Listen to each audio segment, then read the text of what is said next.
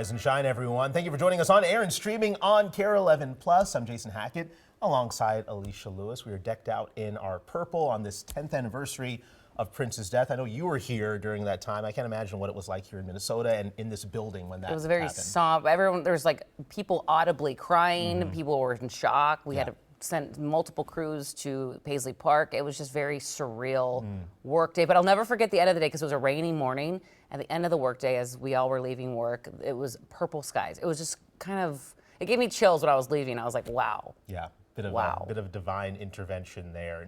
No rain, no purple rain or purple skies expected here this morning, John. No, today is a beautiful day. We do have the tulips in the backyard. They happen to be all purple this year, and they're coming up today. Today is when I think they're all coming through. So again, not a coincidence. It's going to be a beautiful day and all purple. 15 degrees warmer this morning than yesterday, so we're warm. 47. Now, I'm not saying it's warm. You know what I mean. This morning, we're starting off 10 to 15 degrees warmer. We're going to end 10 to 15 degrees warmer. Today's going to be a beautiful day. Now, yesterday, I do a lot of tirades about what to wear, and I try to not yell at you. And I feel like yesterday I screwed up a little bit because I got yelled at home because my kids were in shorts and t-shirt, and they were cold. Today, shorts and t-shirt. I feel confident. 73, 75. Beautiful out here right now. It's going to be a great day. Cece, how do the roads look? The roads look pretty decent this morning. Good morning, 6:02. This is a live look in the north suburbs along 694. If you're taking 694, you should be okay for now. I do want to zoom in here, though, to Highway 252. We're seeing a good amount of slowing there on 252 southbound, just south of Brookdale Drive. It's because they're doing some road work in that area, so things are down to a single lane towards 694. So you can hop off Highway, take East River Road. You can also hop on Highway 47 to get around that work, depending on where you are up there. If you want to stay on Highway 252, you have to add about 10 minutes to your drive. But that is the one area where I'm seeing the most slowing this morning. Everywhere else is pretty much green. I'll also be talking about some other road work happening just after 6:15, so stick around for that.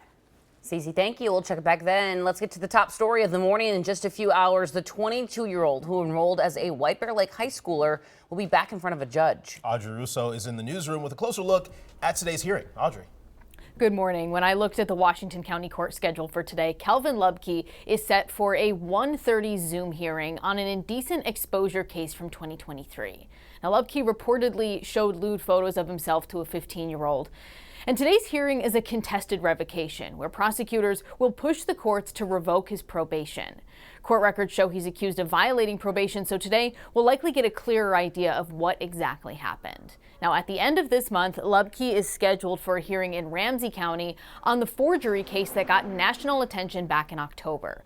Lubke was 22 years old when investigators say he was found posing as a 17-year-old student at White Bear Lake High School.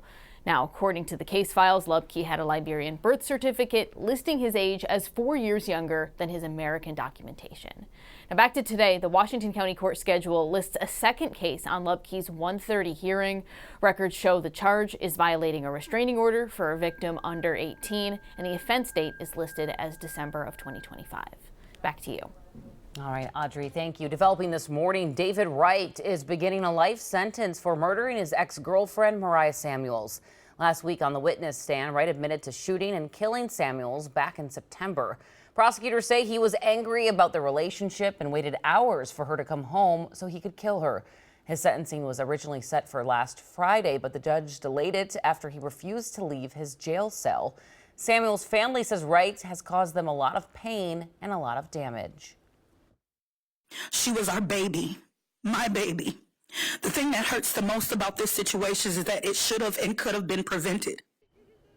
Samuels did take legal steps to protect herself from Wright, but her family says system failures played a role in what happened. After her death, Minneapolis police reviewed the response and retrained officers on domestic violence calls. Right now, a Minnesota high school hockey coach is facing charges for allegedly stealing thousands of dollars from a team fundraising event. Brian Kershaw is the head girls coach at International Falls High School. Investigators say he told a fundraising company to send a $10,000 check to him instead of a booster club. They say the club tried to get the money back multiple times, but Kershaw has not returned it. In a statement, district leaders tell us they are, quote, fully cooperating with the investigation.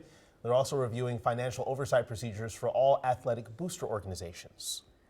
6:05 on this Tuesday, and this morning we're remembering Minnesota musical icon Prince 10 years after his death. Authorities responding that fateful morning to a call for help at Paisley Park. 7801 Audubon Road, 7801 Audubon Road, fail down, not breathing.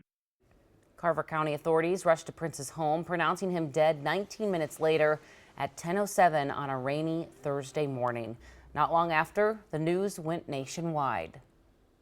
Good day. We are coming on the air with breaking news about the death of an American music icon. Prince, the innovative, one-of-a-kind artist who's given us so much great music over the decades, has been found dead at his Paisley Park compound in suburban Minneapolis. The Purple Rain singer, whose full name is Prince Rogers Nelson, was 57. We do have a special streaming show on KARE 11 Plus that's going to look back on Prince's iconic career, and you can catch that tonight at 7:15 and again at 10:35. And stick with us this morning. We'll be talking about Prince's legacy for the next hour right here on Sunrise. 6:06, let's turn to the Wild now, returning home after a disappointing loss on the road. Their playoff series against Dallas now tied ahead of Game 3 tomorrow night in St. Paul. However, it was a great night for the Wolves. They picked up a big win in Denver.